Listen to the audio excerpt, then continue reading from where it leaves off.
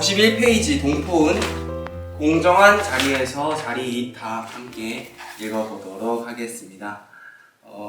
오늘은 한번 제가 혼자서 해볼게요. 네, 그래요? 혼자서 여러분들 다 들으시면서 힐링하시길 바랍니다. 교무님, 시장에 가서 가격을 깎아달라고 하는 건 동포 배은일까요? 네? 갑자기 그게 무슨 말이죠? 오랜만에 장을 보려고 시장에 갔는데 친구가 너무 자연스럽게 가격을 깎으려고 하는 거예요. 그런데 저번에 배웠던 동포원의 자리 타이도가 떠오르더라고요. 이건 배은이에요? 사소한 일에도 공부를 찾으시다니 대단하네요. 재밌는 생각을 했네요. 그런데 왜 그게 배은이라고 생각을 했을까요? 공정한 자리에서 나도 좋고 상대도 좋은 길로 가라. 그런데 친구가 가격을 깎으려고 하는 걸 보니까 정당한 거래가 아니라 공정하지 못한 거래를 하는 것 같아서 동포은에 배은하는 게 아닐까 하는 생각이 들었어요. 그럴 수도 있겠네요. 하지만 단순히 가격을 깎는 게 배은이다라고는 말하기 힘듭니다. 여러 가지를 생각해 봐야 하죠. 먼저 시장에서 물건을 파는 상인들이 가격을 합리적으로 책정을 했는지가 중요하겠죠. 우리가 공정한 거래로서 물건을 구입한다고 할 때 우선 상품의 가격이 합리적이어야 그 거래가 공정한 거래가 될 수 있으니까요. 상인이 폭리를 취하기 위해서 혹은 남을 속임으로써 이익을 보려고 한다면 그것은 공정한 거래가 될 수 없습니다.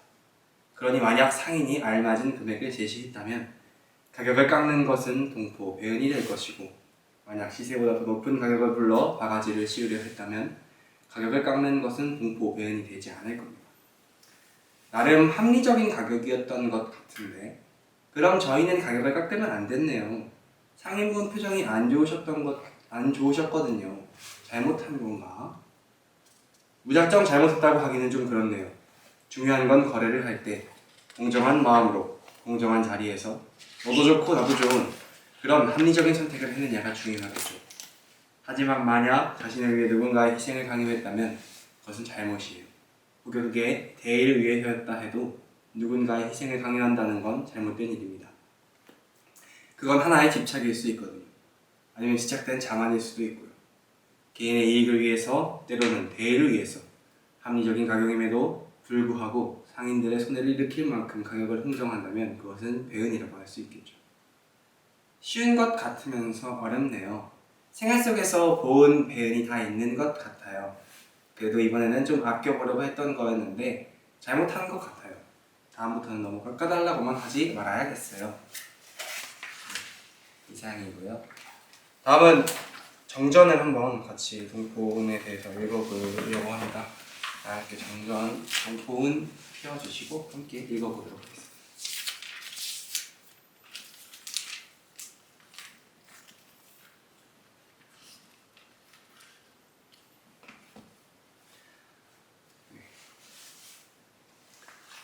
제3절 동포은 1. 동포 피은의 강령.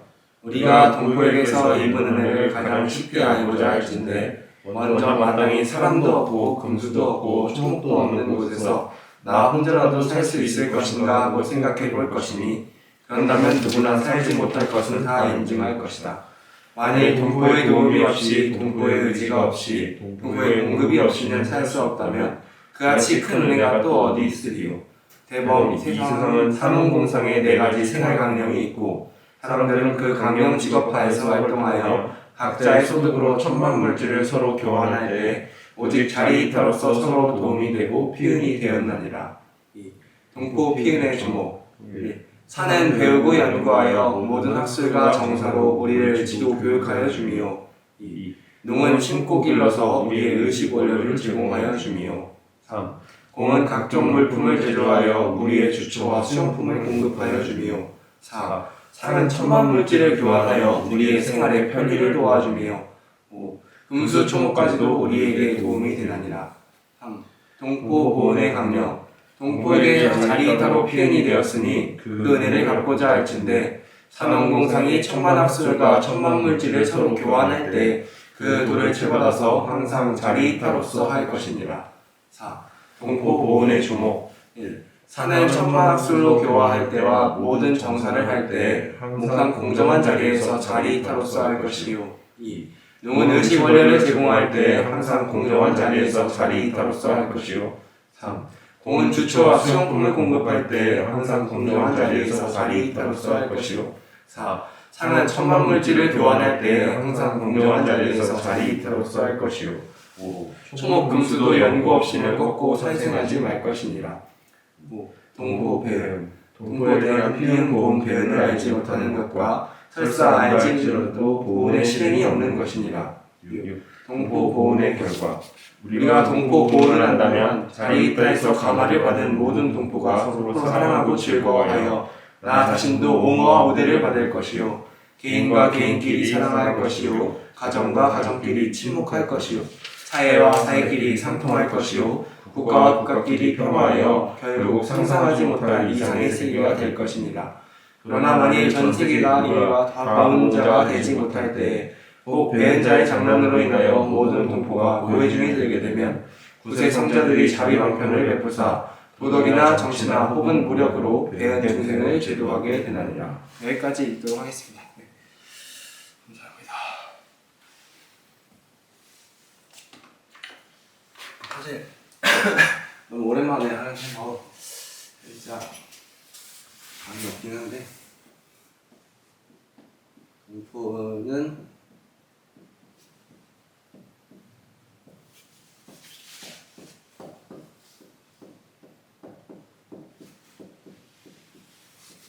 라고도 얘기를 합니다.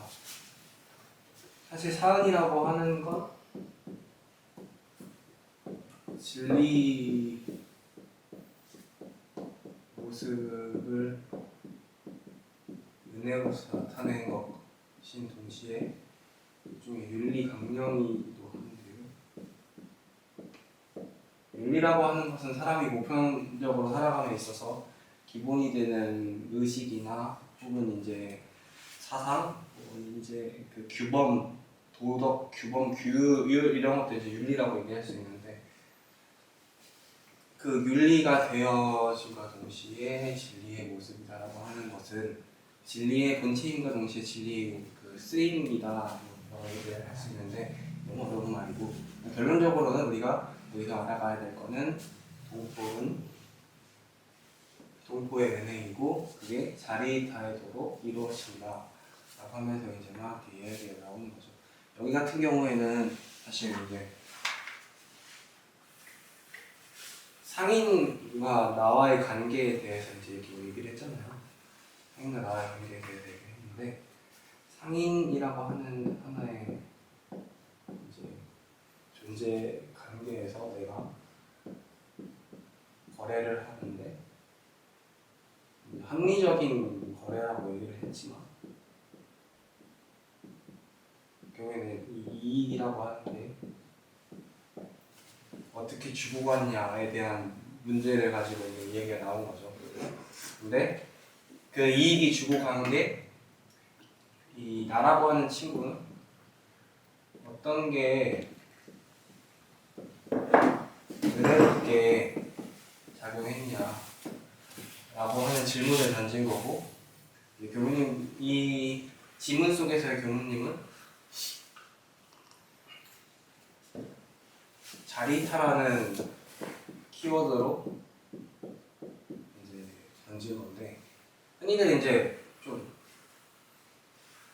우리가 조금 생각해봐야 될 부분은 이 부분인 것 같아요. 자리타를 얘기하는데 사실 나도 좋고 너도 좋고 이게 성립이 돼야 된다고 하는데 우리가 이제 배울 때는 사실 자리이타가 안 되면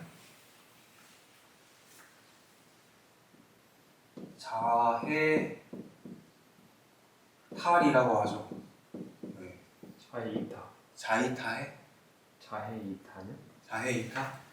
아니요, 자해탈이라고 봐. 자해탈이라고 해요. 아 그래? 자해탈이가 맞습니다. 네, 자해탈이 그 대산종사법에 아마 이렇게 나와 있는데 그렇게 나와 있어요. 자해탈이라고 하는데 근데 이제 이 부분을 우리가 이제 뭐지? 잘못 받아들이면 뭐지? 그러니까 항상 이게 문제가 되는 것 같아요. 나를 기준으로 내가 지켜야 할 덕목과 남이 해줬으면 하는 바람이 있는데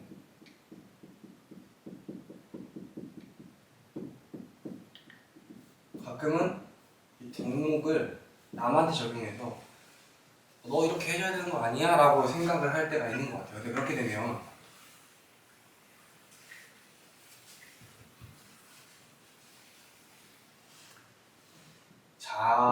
이타도 안 될 뿐더러 나 이 앞에 붙은 게 공정한 자리에서잖아요.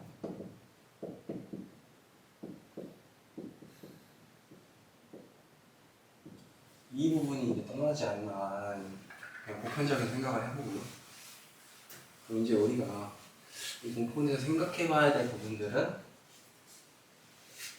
직업 강령,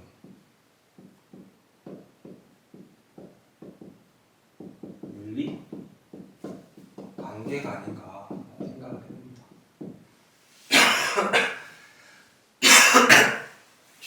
사은이 있는데 사은을 굳이 이렇게 두 개 나오면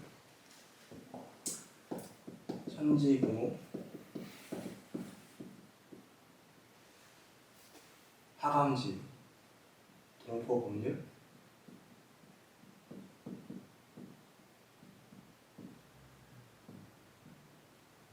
인간지위 이렇게 얘기하는데 그럼 이제 천지부모는 받는 이렇게라고 하면 동포법률은 이렇게인데 굳이 구조를 나누면 동포라고 하는 것은 우리가 다 이제 서로가 서로에게 이렇게 연결되어 있는 이 수평적 어떻게 보면 관계에서 나오는 은혜인데 우리가 사실 이거를 머리로는 이해를 하는데 막상 현실에서 다가왔을 때 이것들을 잘 활용하지 못하지 않나 하는 생각이 들면서 뭘 활용하지 못할까 생각을 들었는데 사실 사회 문제 전반이 다 이런 문제들과 같이 연결되어 있다는 생각이 들었어요. 사회 문제라고 하는 것들이 예를 들어서 부패, 부패의 패자가 이거 맞죠? 네. 부패. 정치인들도 있을 거고 CEO나 이제 기업이라고 하죠. 경제에서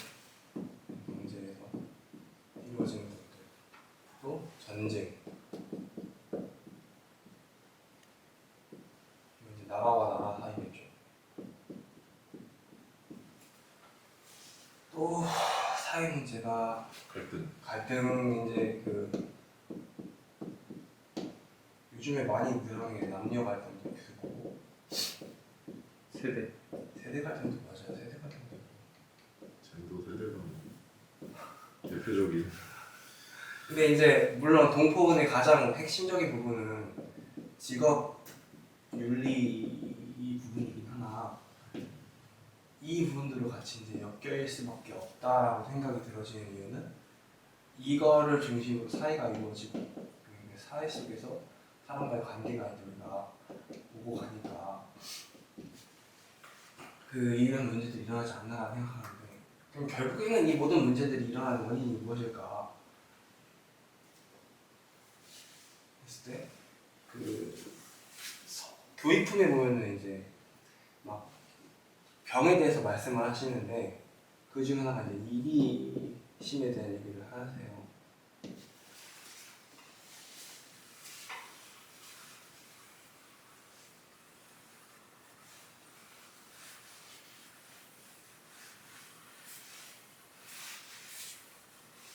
결국에는 우리가 이거 때문에 이거 그냥 가장 원론적인 얘기인 것 같은데 공포원에서 이기심에 대한 얘기를 하시는데 얘는 나라고 하는 하나의 상이 만들어지면 자연스럽게 얘가 힘이 생겨서 보존을 하려고 하고 그 보존을 하기 위해서 이제 나를 움직이죠. 내 몸과 마음을 움직이는데 그게 발현되는 경로가 나의 몸, 나의 마음이 국한시켜서 이익이라고 하는 하나의 그런 것들을 취하려고 하는 것들로서 발현이 됨으로써 이 이익을 취하는 방법들이 굉장히 소모적이고 이제 쟁취, 폭력, 그러니까 쉽게 말해서 빼앗다는 쪽에 많이 연결되는 것 같아요. 그러다 보니까 우리가 서로 미워하게 되고, 특히 이제 남녀 갈등도 큰 폭에서 보면 이익에 대한 문제, 특히 이제 직업적으로 가면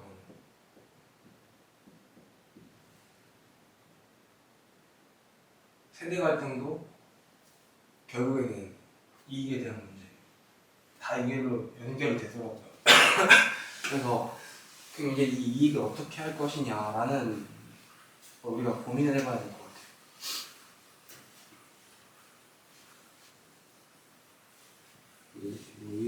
가장 문제, 같이 일을 한다라고 했을 때 이게 가장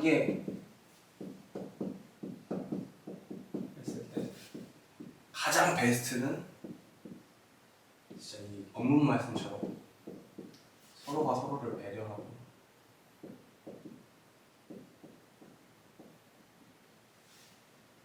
존중, 도움하면 사실 모두에게 이익이 될 텐데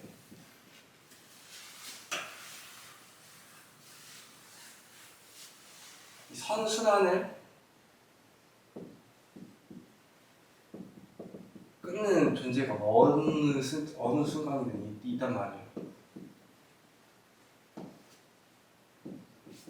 절단시키는 존재가 어느 집단이나 한 명씩 꼭 존재를 해요. 안 존재할 수도 있지만 보통은 있을 수밖에 없습니다. 그러면 이제 이렇게 됐을 때 우리는 어떻게 해야 되냐? 어떻게 하는 게 좋을까?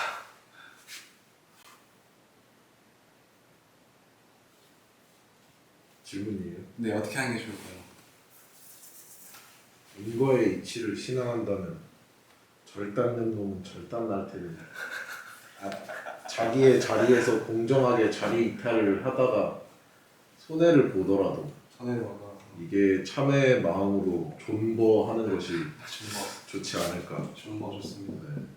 참회의 마음으로 존버할 때 애은 중생은 전부 절단 날 것이다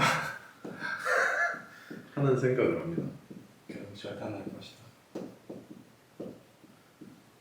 내 마음에 탐진치도 절단나고 배은 중생도 절단나고. 어떻게 생각하십니까? 편하게. 생각보다 깨기가 쉽지 않을 것 같은데.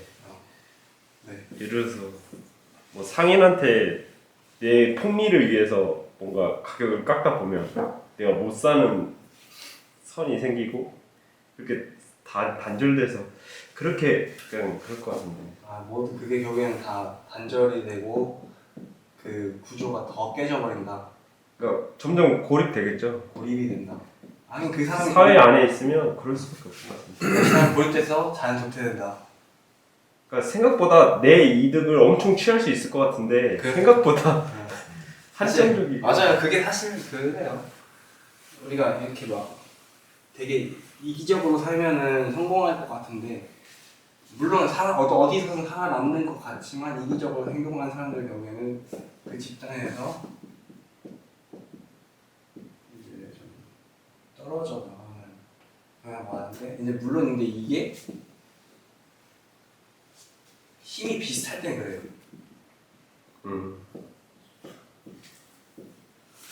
근데 힘이 비슷하지 않으면은 수직 여기 있는 사람이 여기 있는 사람은 빨대로 이렇게 쭉쭉 빨아먹는 구조가 되는데, 근데 그러면서 요즘에 제가 드는 생각이 결론적으로는 저 두 분 말이 다 맞는 것 같아요. 뭐 이렇게 제가 얘기하는데, 빨리. 근데 무슨 얘기를 하려고 했냐면, 우리가 그 생각보다 결국엔 이 말을 할 수밖에 없는 것 같은데, 마땅한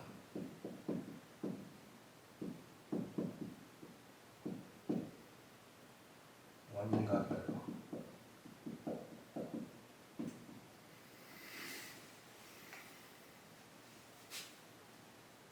그 집단에서 30명이 있으면 이게 또 상조마다 나뉘는 거 아시죠?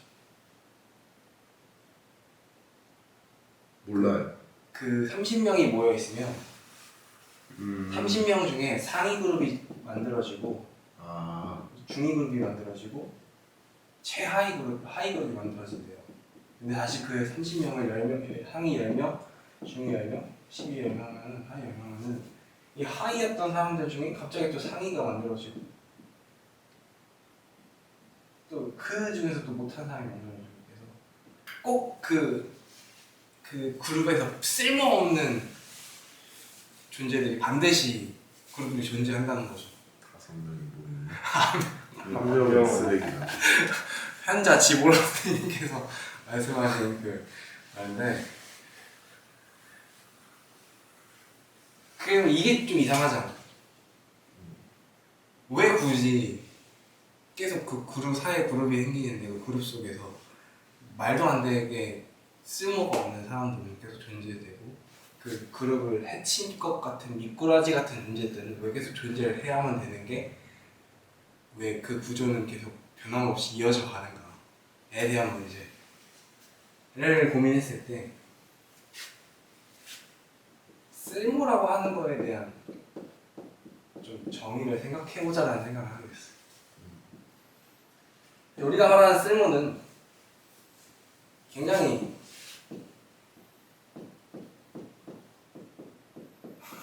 자본주의적이다. 무슨 말이냐면은 생산성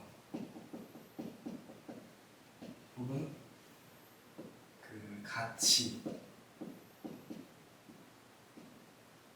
이것들이 충족이 돼야지 그 사람이 쓸모가 있다. 혹은 이 사회에서 요구하는 어느 일정한 그 목표치에 도달을 해야, 여기까지 와야 쓸모가 있다고 판단을 내리는데, 사실 그 쓸모라고 하는 것도 일종의 그 만들어진 형식이다 라고 하면, 대종사님 이제 말씀드린 거죠. 세상에 이제 뭐 대종사님께서 이제 실식품 보면 그 말씀이죠. 몽땅 연필 하나, 뭐 조각천 하나도 버리심이 없었고 다 마땅히 쓸만한 곳에 다 사용해서 어떠한 물건도 이렇게 쓸모없게 하지 않으셨다라고 하는 말씀처럼, 다 그 뭐랄까 일종의, 만약에 이 전체 세상이 연극이라고 하면은 사람만 가지고 연극이 이루어지지 않을 뿐더러 플러스 이제 뭐 사람 등에서도 악역이 있고 선역이 있고 엑스트라가 있는 것처럼, 이게 고정된 배역은 아니지만 그때그때 계속 그 배역들이 바뀌면서 그 사람들이 필요한 역할들을 하지 않나라는 생각들을 하게 돼요. 그러면서 오히려 이 사람들이 있기 때문에 우리가 추구하는 이 가치, 이게 더 드러나지 않나 라는 생각을 하면서 결국에는 이 사람들을 봤을 때 우리가 이것을 떠올리는 하나의 상징 등불처럼 바라보게 되면은 자연스럽게 이 기간이 이 연극의 기간 연극도 막을 내리니까 기간이 끝나게 되면 또 그 사람의 자리를 다시 찾아가지 않나라는 생각을 하면서 존버 그리고 아까 뭐 어떻게 보면 조용대우님이 말씀하신 게 자연스럽게 이제 그럴 수가 없다라고 이제 말을 한 게 이렇게 연결되지 않나라는 생각을 해봐요. 그래서 결국에는 우리가 어느 부분에서는 그 안 좋은 부분들을 나타낼 수밖에 없다라고 생각을 하거든요. 근데 그러면 이제 안 좋은 부분을 봤을 때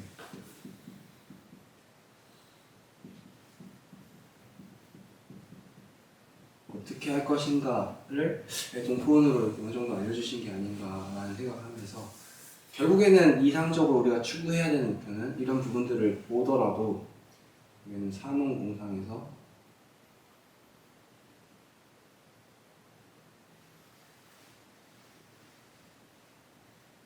자리타가 결국에는 개개인이 다 이 정신을 다 갖고 있으면은 진짜 세상은 좋아질 수밖에 없거든요.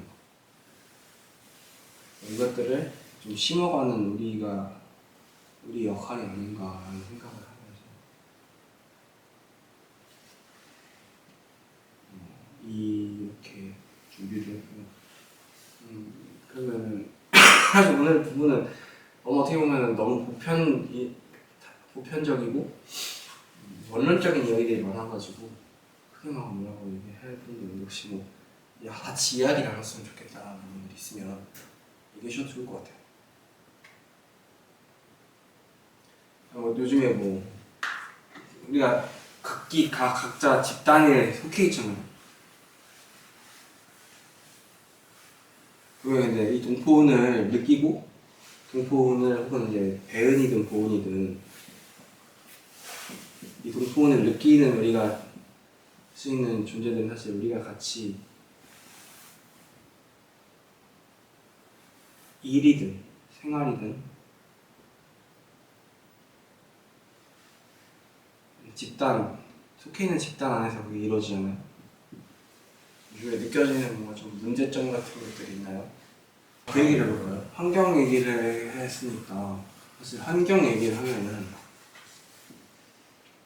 아까도 얘기했지만 이제 좀 더 부황부황하지 않게 좀 더 이제 들어가자면 지금 아마존에 열대 우리들이 있습니다. 네. 우리는 이걸 지구의 허파라고 얘기를 하죠. 지워. 지구의 허파라고 얘기를 하는데 이게 이미지 메이킹이었다라고 하요. 네. 말도 안 되는 얘기였다고. 근데 자연환경 보호 단체들은 자리 이탈하기 위해서 자리 이탈을 위해서 여기 지켜야 된다고 얘기를 해요.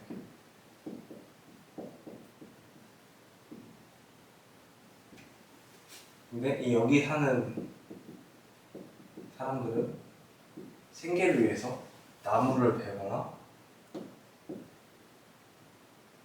축축하거나 화전 왜냐면 그 소 같은 걸 기르기 위해서 이제 그 목초지가 필요하니까 나무를 베거나 태워서 화전을 하거나 아니면 이쪽에다 공장을 짓고 싶어 하거나 이런 느낌. 또 그 수력 발전소 같은 거 짓고 싶어 하는데 못 짓게 환경단체에서 막는다고 얘기를 해요. 요즘 여기서 자리 있다.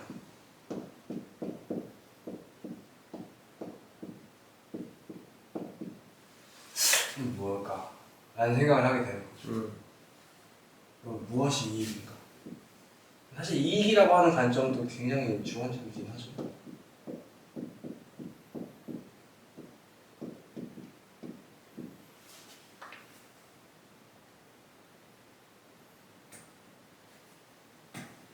자연을 바라봤을 때 모두가 자연을 지켜야 인간이 존재를 할 수가 있는데 사실 여기에 살고 있는 사람들은 기본적 생계가 해결되지 않고 의식주가 해결되지 않기 때문에 이게 지금 필요로 한다고 하는 거예요. 근데 여기도 경제 논리가 숨어 있다고 하더라고요. 일종의 가스라이팅. 선진국의 후진국에 대한 가스라이팅이 숨어 있다고 얘기를 하더라고요. 근데 그렇다고 마냥 자연을 파괴하는 건 정답은 아니에요. 근데 이 과학 발전으로 어느 정도 또 그걸 막을 수도 있는 것도 사실이고. 그러면 이제 우리가 그럼 고민해야 할 부분들은 아까 동원교님 얘기해 주셨던 것처럼 도대체 이익이라는 건 무엇이냐?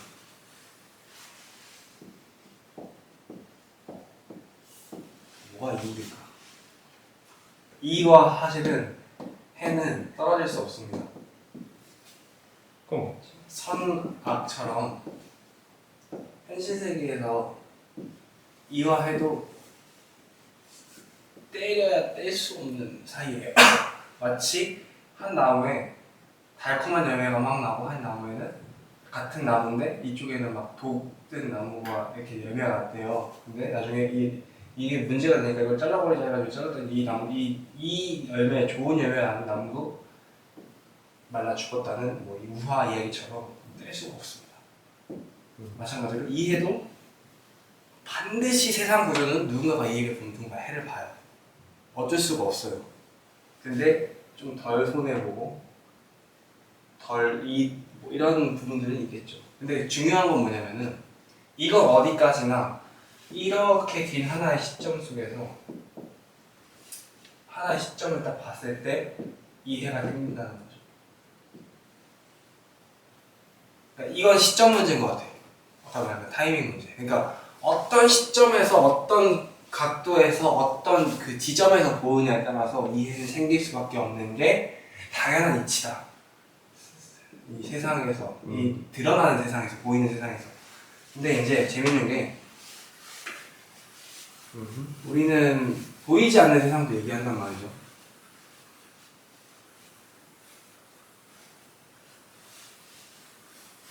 이 동포원 보면 동포원에서 공급, 의지 뭐 이런 얘기하면서 보훈의 결과에 보훈의 그 주목 보면은 그 산업공상이 해야 될 일들 얘기를 해주시잖아요. 교육, 정사, 원료 제공, 수용품 제공, 교환 이렇게 얘기하시면서 공정한 자리에서 자리이탈로서 한다고 얘기하는데 핵심 포인트는 아까 얘기가 나왔지만 두 분 다 얘기가 나왔지만 이 이익이라고 하는 부분을 누가 이익을 받고 있고 해서 하면서 이 현실 지점들을 보기보다는 저도 생각했을 때는 결국에는 흐름이 꼭 이렇게 흘러가진 않지만 하면 흐름이라는 게 있잖아요. 여기 안에서의 이익은 무엇인가에 대한 질문인 것 같아요.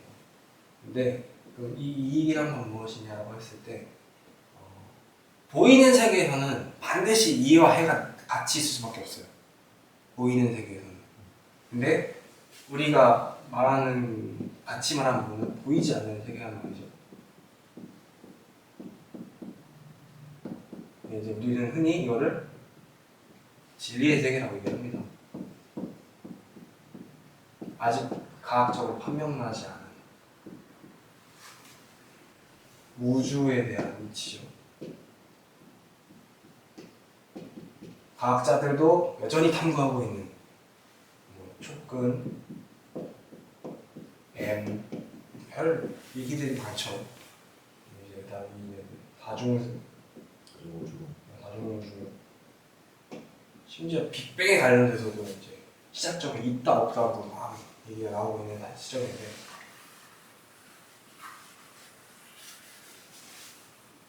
이제 우리는 아직까지 거기 밝혀지지 않은 것들을 모르니까 이거를 뭘 판단하느냐?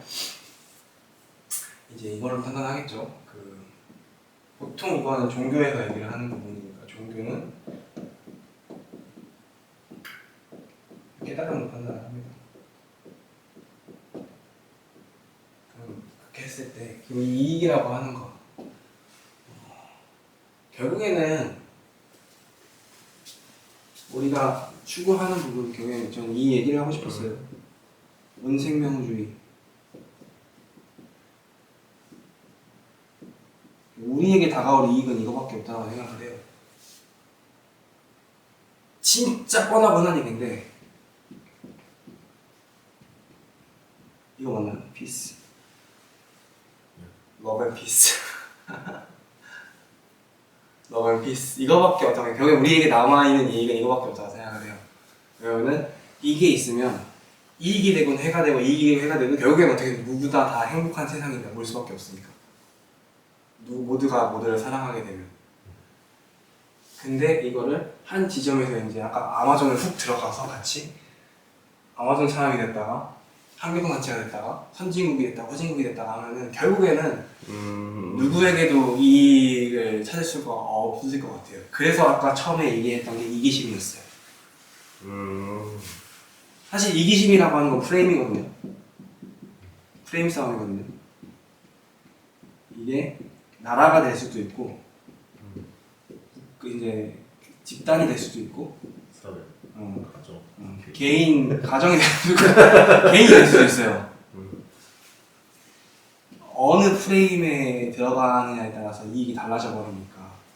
근데 이거를 뛰어넘은 상태에서 접근을 할 수 있는 그리고 그 강령의 카테고리는 이거고 그걸 우리가 해야 하는 것들은 공정한 자리에서 자리있다다. 이때 사은이 실현이 된다. 진리가 이렇게 접근을 해야 하지 않나라고 얘기를 하고 싶어서 사실 이 얘기를 꺼냈었어요. 아마존 얘기를 이기심하고 연결시키려고. 결국에는 프레임 싸움이어서 이기심이라는 것 자체가. 그래서 우리가 좀 우리 스스로 어떤 지금 그 틀에 있는지 한번 항상 확인을 해야 될 것 같아요. 저는 부교무의 틀에 있으면 항상 이제 대립 관계가 생기거든요. 그러니까 굳이 대립이 아닌데 부교무에만 빠져 있으면 부교무로서 교우도 혹은 이제 주임교무 혹은 이게 대립 관계가 생길 수가 있어요. 마찬가지로 노동자가 되면 노동자 입장에서 이제 위에 싸울 수밖에 없어요. 왜냐면 그 프레임 안에 들어가면 당연히 이익과 해가 나오는데 반드시 나는 특히 더 프레임에 더 갇혀있는 사람일수록 해가 더 많이 보이니까. 그러니까 우리가 이 프레임에 좀 벗어날 수 있는 깨달음을 열 수 있는 일종의 하나의 매개체 혹은 열쇠가 이 동포님이 그래서 열어주시지 않았나. 저는 사실 이야기를 하고 싶어서 좀 이렇게 길게 끌어왔는데 전체 그 이야기들을 결국엔